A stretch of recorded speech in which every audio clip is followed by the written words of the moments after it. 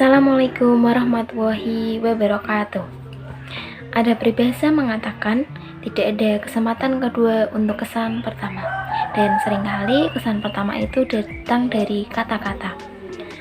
Orang yang mencari dunia itu banyak, orang yang mencari akhirat itu sedikit, dan orang yang mencari Allah itu sedikit dari yang sedikit. Nah, di sini kami dari kelompok 6 akan menyampaikan materi tentang tasawuf dengan judul Eksistensi Tasawuf dalam Pengembangan Nilai Karakter Masyarakat Islam di Era Modern.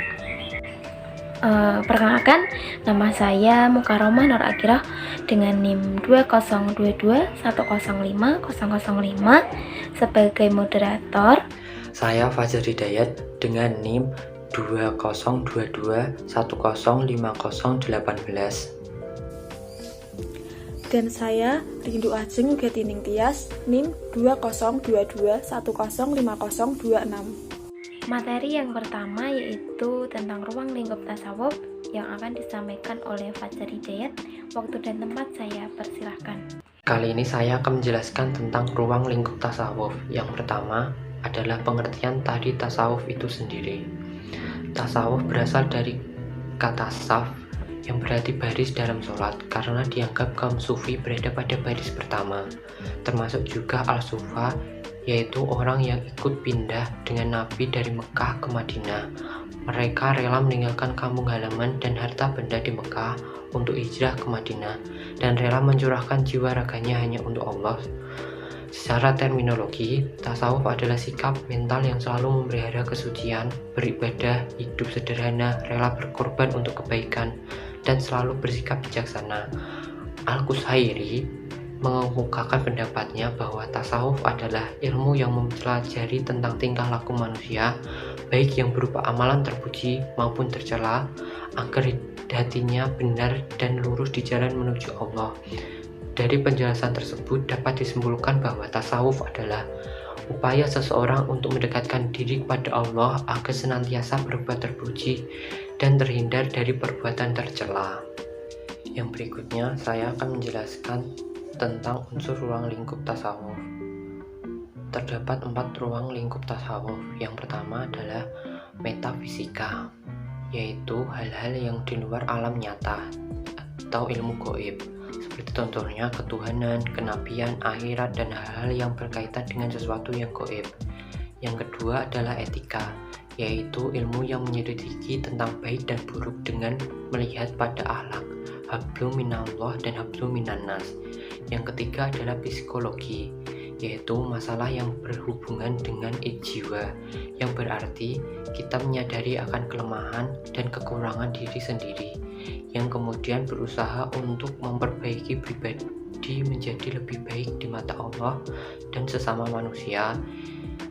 Yang keempat adalah estetika, yaitu ilmu keindahan yang menimbulkan seni, yang bermakna bahwa memperindah diri sendiri dengan senantiasa berbuat kebajikan, berzikir, dan memuji hanya kepada Allah Subhanahu wa Ta'ala. Yang selanjutnya saya akan menjelaskan tentang tujuan tasawuf. Secara umum, tujuan tasawuf adalah untuk memperoleh hubungan langsung dan disadari dengan Allah, sehingga disadari benar bahwa seseorang berada dekat dengan Allah. Dilihat dari segi karakteristiknya, ada 3 tujuan tasawuf. Yang pertama, pembinaan moral demi terwujudnya kestabilan jiwa dan pengendalian hawa nafsu. Yang kedua, bertujuan untuk makrifatullah melalui metode khas al-hijab yang bersifat teoritis. Yang ketiga adalah hablum minallah, bertujuan untuk membahas sistem pengenalan dan pendekatan diri kepada Allah. Berikutnya, saya akan menjelaskan tentang nilai-nilai ajaran tasawuf. Terdapat 5 nilai ajaran tasawuf. Yang pertama, nilai ketauhidan. Nilai ketauhidan ini menjadi dasar pembentukan kesadaran ilahiyah manusia hanya kepada Allah, yang bermakna bahwa manusia beribadah, memuja, dan bersandar untuk mengikatkan diri kepada Allah.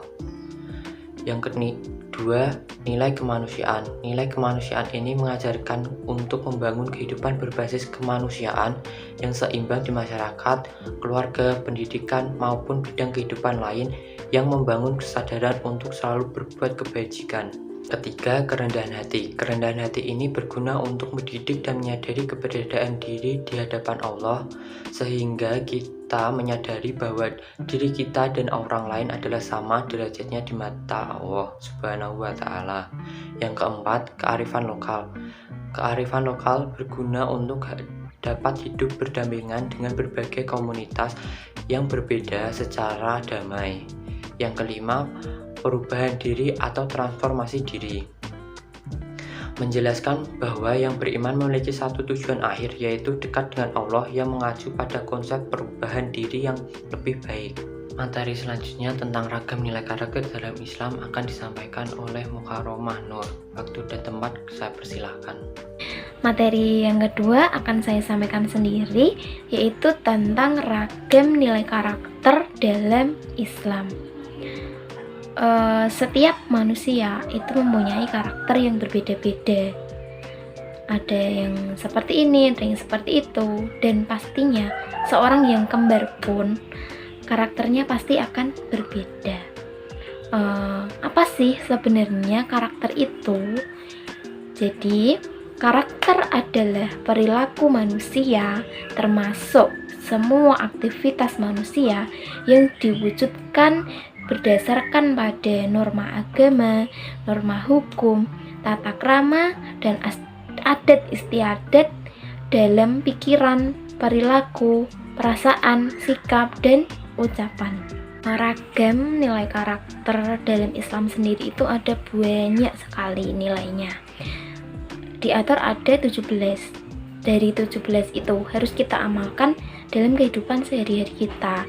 Tapi di sini saya akan menjelaskan dasarnya saja yang sangat penting, yaitu ada 6. Yang pertama ada kereligiusan. Implementasinya ada diatur dalam surat An-Nisa ayat 36, yaitu menjelaskan tentang kita itu harus menjalankan perintah-perintah Allah baik dalam beribadah maupun bermuamalah dengan sama manusia dengan didasari akidah yang benar. Yang kedua yaitu kejujuran. Ini implementasinya diatur dalam surat Al-Ankabut ayat 3. Dijelaskan bahwa kita itu tidak boleh berbohong kepada siapapun. Nah, ini yang sering kita lakukan. Kita masih sering berbohong, tapi harus kita sadari bahwa berbohong itu dosa, maka kita harus selalu menerapkan sikap jujur. Yang ketiga ada ketangguhan. Ini dijelaskan dalam surat Az-Zumar ayat 53-54. Dijelaskan bahwa kita itu harus semangat, tidak boleh menyerah dan putus asa dalam menghadapi problematika dalam hidup kita. Yang selanjutnya yaitu kedemokratisan. Ini diatur dalam surat Al-Hujurat ayat 13. Dijelaskan bahwa dimanapun kita berada, kita harus menjunjung tinggi nilai-nilai kebersamaan. Yang kelima yaitu kepedulian. Ini diatur dalam surat Al-Isra ayat 26-27. Dijelaskan bahwa kita tidak boleh bersikap berlebihan dan boros. Kita juga harus memikirkan orang lain di sekitar kita. Terakhir yaitu kecerdasan. Ini diatur dalam surat At-Taubah ayat 105. Dijelaskan bahwa dalam mengerjakan apapun kita itu harus selalu cermat, cepat, dan tepat. Jadi itulah 6 ragam nilai karakter yang menjadi dasar kita dalam kehidupan sehari-hari. Jadi ragam nilai-nilai karakter dalam Islam tersebut menjadi pedoman kita dalam beraktivitas pada kehidupan sehari-hari kita.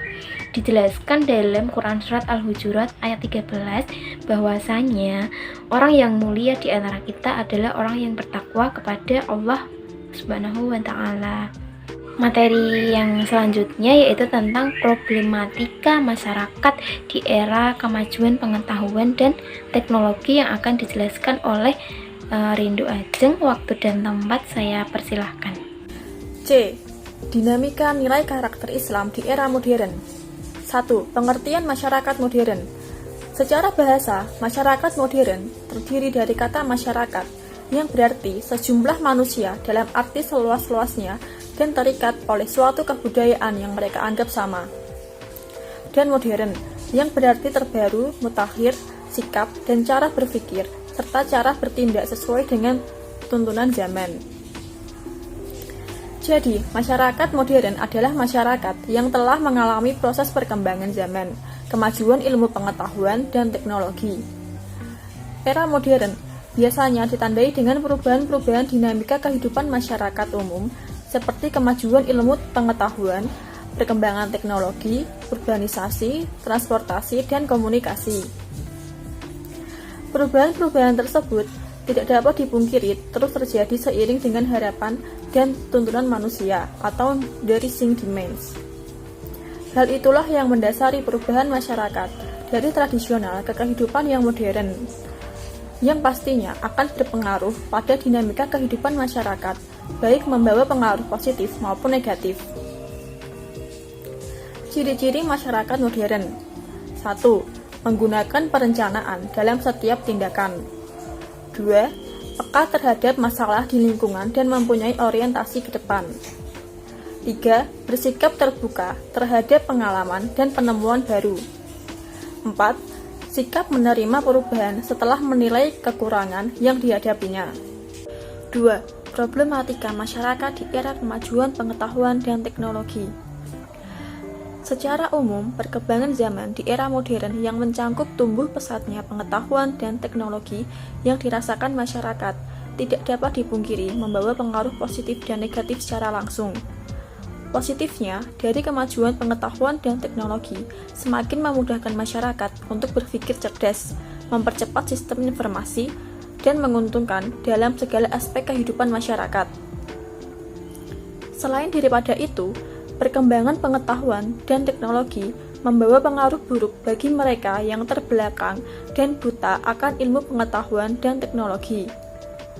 Terdapat juga penyalahgunaan ke hal-hal negatif yang melunturkan nilai-nilai moral agama khususnya. Baik buruknya dampak perkembangan zaman tergantung pada siapa itu dikelola. Berikut penjelasan tentang problematika masyarakat di era kemajuan pengetahuan dan teknologi. 1. Disintegrasi ilmu pengetahuan. Ruang lingkup ilmu pengetahuan sangat banyak macamnya. Satu dengan yang lain mempunyai pandangan yang berbeda. Jadi, ketika seseorang akan memecahkan suatu masalah, kemudian konsultasi dengan pakar, politisi, psikologi, dan sejenisnya akan terdapat jawaban yang berbeda-beda yang pastinya akan membingungkan masyarakat. 2. Pecahnya kepribadian diri. Jika perkembangan ilmu pengetahuan dan teknologi tidak diwadahi oleh agama dan nilai-nilai moral, maka akan menghilangkan jiwa rohani manusia itu sendiri. Karena dalam ilmu pengetahuan manusia diatur oleh rumus yang abstrak. 3. Lunturnya keimanan. Pola pikir baru yang mengikuti perkembangan ilmu, khususnya yang bersifat empiris, membuat manusia tidak mempercayai hal yang bersifat tidak tampak, hanya percaya akan bukti dari keilmuan saja. 4. Stres dan frustasi. Tidak pernah ada rasa syukur yang muncul di benak mereka. Ketika mengalami kegagalan pada proses tersebut, seringkali akan stres dan frustasi. Contohnya, banyaknya kasus bunuh diri karena tidak kuat akan tuntutan dunia modernisasi. D. Peran tasawuf dalam pengembangan nilai karakter masyarakat Islam di era modern. Masyarakat modern tergolong sebagai the post-industrial society, masyarakat yang telah mencapai titik kemakmuran, materialistis, serba mudah, dan instan. Pada faktanya, masyarakat modern lebih mengutamakan aspek materialistis untuk mencapai kemakmuran tersebut dan perlahan meninggalkan aspek spiritual nilai-nilai agama. Aspek materialistis yang diutamakan oleh masyarakat modern mengarah kepada kebobrokan moral, pupusnya rasa percaya diri, hilangnya rasa persatuan dan persaudaraan, kasih sayang, tolong-menolong, dan semacamnya. Tradisi kegelimangan harta dan kemewahan hidup menjadikannya terjerumus ke dalam kehidupan yang penuh dengan foya-foya dan berbuat dosa, yang akhirnya melupakan tugas utamanya sebagai khalifah Allah di muka bumi yang mestinya harus tunduk dan patuh kepada segala perintahnya. Peran tasawuf menurut Komarudin Hidayat. 1. Memberi penegasan kembali bahwa tasawuf adalah jantung dari agama Islam. 2. Menyelamatkan manusia dari kebingungan dunia karena hilangnya nilai-nilai agama. 3. memberi literasi pemahaman tentang batiniyah Islam. Mengapa tasawuf yang berperan? Karena ajaran tasawuf adalah ajaran yang pada intinya adalah bertujuan untuk senantiasa dekat dengan Sang Kholik. Jika seseorang itu sudah merasa dirinya dekat dengan Allah, maka akan mempunyai kendali dalam kehidupan dunianya. Ingat akan tujuan utama dari dia diciptakan. Berperilaku zuhud yang menghindarkan diri dari perbuatan hubudunya. Tasawuf juga berfungsi sebagai terapi batiniyah untuk memiliki budi pekerti yang halus, sehingga dapat mencegah manusia berbuat tercela, terutama pada aspek kemanusiaan. Kesimpulan dari materi eksistensi tasawuf dalam pengembangan nilai karakter masyarakat Islam di era modern adalah tasawuf atau jalan menuju Allah atau zuhud yang berdasarkan pada Al-Quran dan hadis mempunyai peran dasar dalam pengembangan nilai karakter masyarakat Islam di era modern. Dengan ketidakteraturan dinamika modernisasi yang mengakibatkan masyarakat Islam kehilangan kepribadian dan karakter jati dirinya, tasawuf hadir untuk mewadahi problematika tersebut, karena ajaran tasawuf mengajak untuk senantiasa dekat dengan Sang Pencipta. Demikian presentasi dari kelompok kami. Jika materinya kurang sempurna, kami mohon maaf karena kesempurnaan lagunya Rizky Febian. Kurang lebihnya mohon maaf. Terima kasih. Wassalamualaikum warahmatullahi wabarakatuh.